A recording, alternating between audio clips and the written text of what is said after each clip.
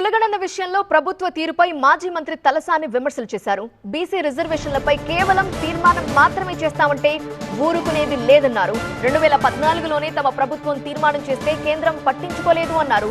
ఇప్పుడు తీర్మానం చేసి చేతులు దులుపుకుంటామంటే కుదరదు అని రిజర్వేషన్లు అమలు చేసి తీరాల్సిందే అన్నారు తలసాని. హామీ ప్రకారం రిజర్వేషన్లు అమలు చేయకపోతే బీసీ సంఘాలు ఊరుకోవన్నారు మాజీ మంత్రి తలసాని శ్రీనివాస్ యాదవ్.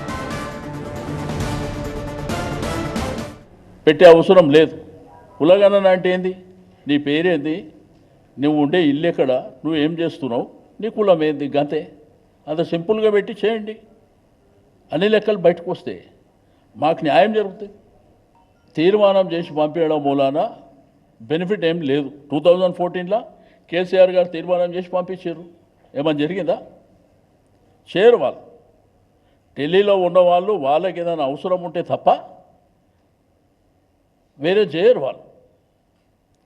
కాబట్టి మీకేందంటే ఆల్ ఇండియా నేషనల్ కాంగ్రెస్ 130 సంవత్సరాల చరిత్ర ఉన్న పార్టీ డిక్లరేషన్ చేసేటప్పుడు మేము తీర్మానం చేసి అసెంబ్లీలో పెట్టి పంపిస్తామని చెప్పలే. మేము ఇస్తామని చెప్పింది, మేము ఇవ్వమని చెప్తున్నాం. అంతేగాని తీర్మానం చేస్తామంటే మేము ఒప్పుకునే పరిస్థితి లేదు. సమాజంలో ఉన్నటువంటి బీసీ సంఘాలు కావచ్చు, బీసీ కులాలు కావచ్చు, యాక్సెప్ట్ చేసే పరిస్థితి లేదు.